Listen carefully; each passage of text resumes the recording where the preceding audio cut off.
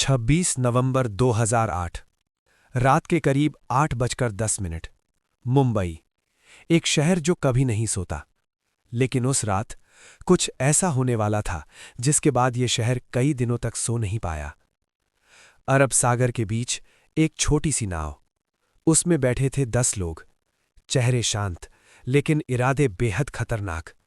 उनके पास था AK-47, grenade और एक पूरा प्लान।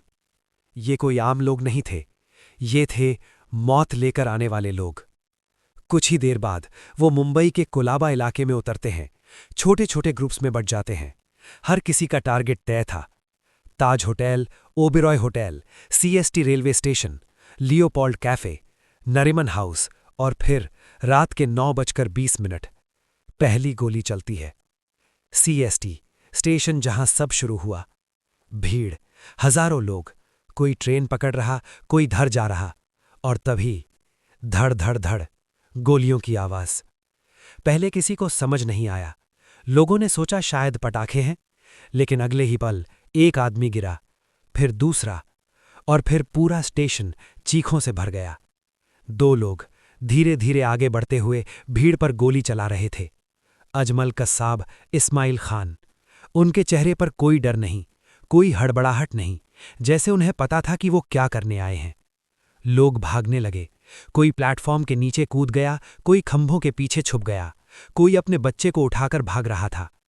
एक माँ अपने बच्चे को सीने से लगाए दीवार के पीछे बैठ गई। उसकी आंखों में सिर्फ एक ही डर था, बच्चा रो ना दे, क्योंकि एक आवाज सब कुछ खत्म कर सकती थी।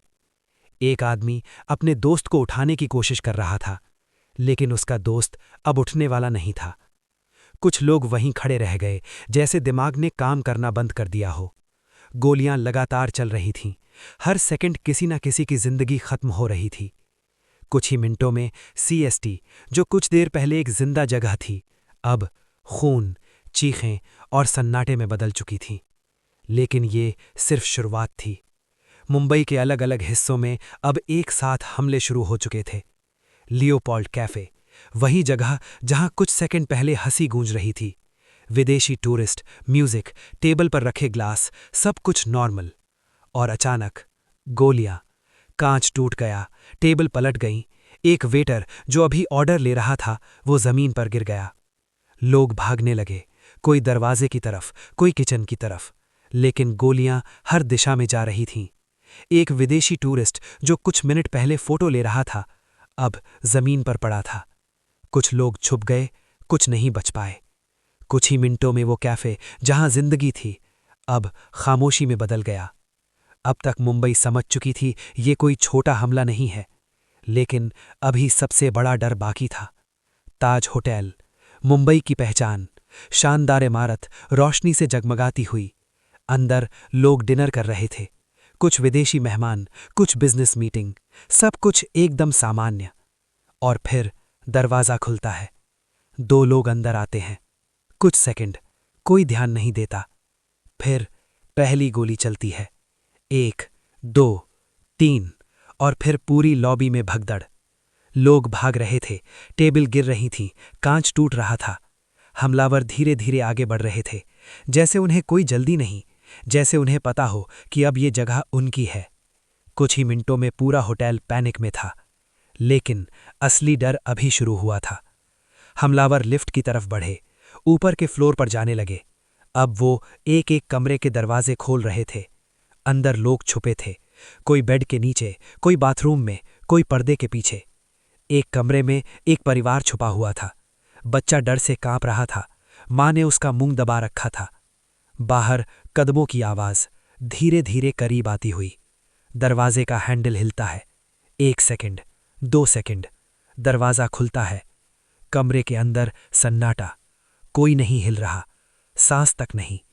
बाहर खड़ा आदमी अंदर झांकता है, एक एक कोना देखता है, फिर धीरे से अंदर आता है, कमरे के बीच तक।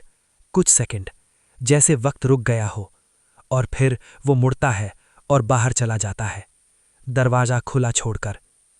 कमरे के अंदर बैठे लोग अब भी हिल नहीं पा रहे थे। उन्हें यकीन नहीं हो रहा था कि वो बच गए हैं, लेकिन हर कोई इतना लकी नहीं था। कुछ कमरों में लोगों को बंधक बना लिया गया, कुछ कभी बाहर नहीं आए। धीरे धीरे होटल के अंदर आग फैलने लगी। धुआं अब गलियारों में भरने लगा। लाइट चली गई। अब अंदर फंसे लोग दो खतरों के बीच थे, आतंकवादी और आग। कई लोग फोन कर रहे थे, हम यहां फंसे हैं, हमें बचा लो। बाहर मुंबई पुलिस पहुंच चुकी थी, लेकिन अब असली टक्कर शुरू होने वाली थी। मुंबई पुलिस पहुंच चुकी थी, लेकिन उनके पास जो था वो इस हमले के लिए काफी नहीं था। साधारण हथियार, कम तैयारी और सामने पूरी प्लानिंग के साथ आए हमलावर। फिर भी कुछ लोग पीछे हटने वाले नहीं थे। हेमंत करकरे, अशोक कामटे, विजय सालस्कर, तीनों को पता था ये सिर्फ एक ऑपरेशन नहीं है, ये मौत के सामने खड़े होने जैसा है। फिर भी उन्होंने फैसला लिया आगे बढ़ने का। एक गाड़ी मुंबई की सड़कों पर दौड़ती हुई। अंधेरी रात, सड़क लगभग खाली, लेकिन हवा में डर साफ महसूस हो रहा था। गाड़ी धीरे धीरे उस जगह के करीब पहुंचती है जहां से गोलियों की आवाज आ रही थी। अंदर बैठे तीनों अधिकारी चुप थे, कोई बात नहीं कर रहा था, क्योंकि सब जानते थे आगे क्या होने वाला है। गाड़ी एक मोड़ लेती है और सामने दो साए दिखते हैं, हथियारों के साथ। कुछ सेकंड, दोनों तरफ खामोशी। फिर अचानक गोलियों की बारिश। सब कुछ बहुत तेजी से हुआ, इतनी तेजी से कि समझने का मौका ही नहीं मिला। गाड़ी रुकती है, कांच टूट चुका है।